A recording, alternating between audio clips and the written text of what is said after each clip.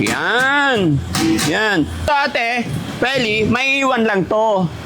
Bukas na po ito. No? Yan. Kaya nyo mga kababayan, mapapapirma kaya natin si Nanay Ansing or pipirma kaya? Ano nga kaya talaga ang motibo? Ano nga kaya ang mga plano at rason o dahilan? Bakit ngayong nagawa na yung kasulatan at kung kailan natapos na yung bahay?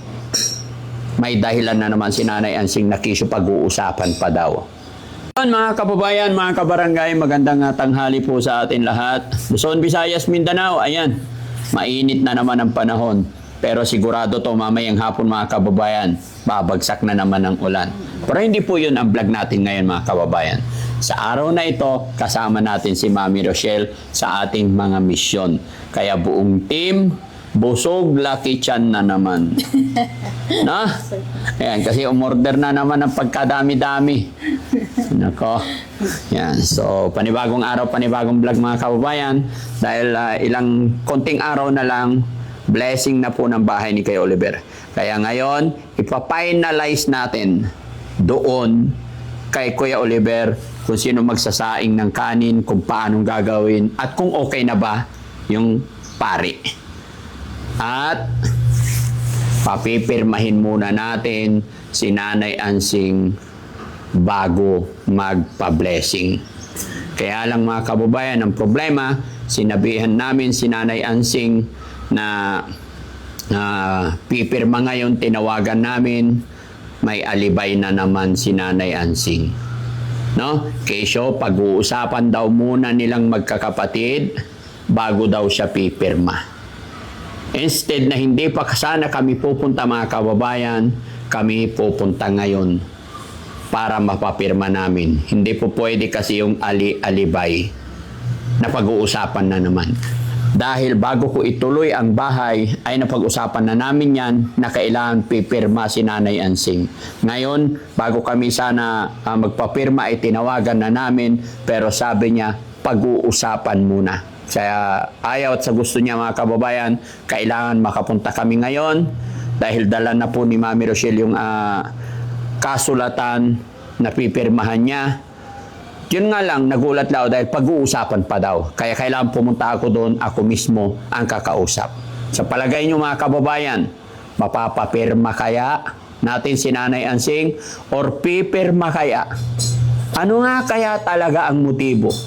Ano nga kaya ang mga plano at rason o dahilan? Bakit ngayong nagawa na yung kasulatan at kung kailan natapos na yung bahay? May dahilan na naman si Nanay Ansing na kisyo pag-uusapan pa daw. Pero kung hindi siya pipirma mga kababayan, ay hindi ko muna ipapa-bless ang bahay. So samahan nyo kami mga kababayan hanggang sa dulo ng bidyong ito. Sana pumirma para wala ng problema. Tara mga kababayan. At may mga kunting gamit pa kaming dadalhin para sa blessing. Pero gaya na aking sinabi, kung hindi po siya pipirma, hindi natin ibababa yung gamit. Kuya Jesse, paki-ready na po. Tara.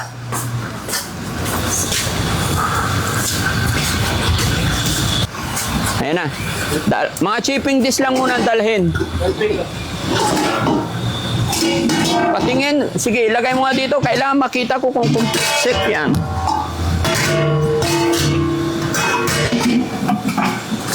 Tapos, ganun lang. Meron pang ano to. Okay. Okay na. Yan. Iinit. Oh, tinan mo. Kuha ka doon. Kasi may doble yan eh.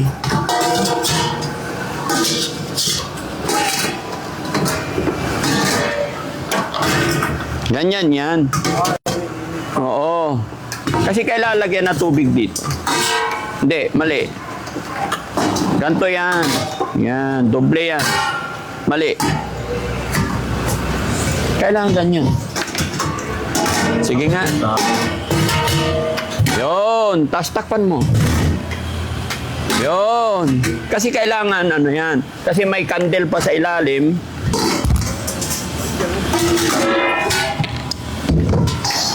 Kumpletong-kumpleto, hindi mo may karga.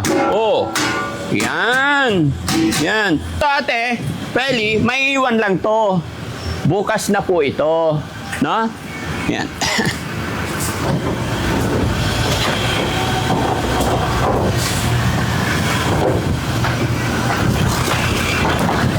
Hirap. Mahina talaga ako, ramdam ko.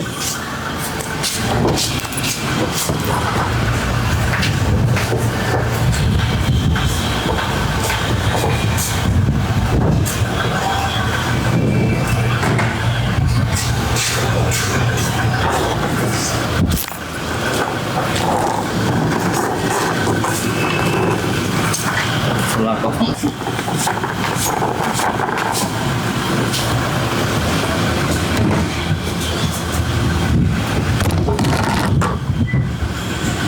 Jesse! Salo!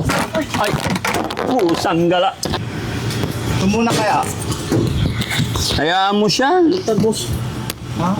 May isa pa. Hindi, pang ganyan. Hindi. Huwag nyo nang baklasin kung kaya.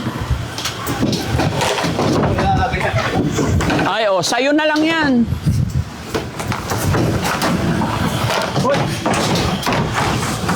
Hoy!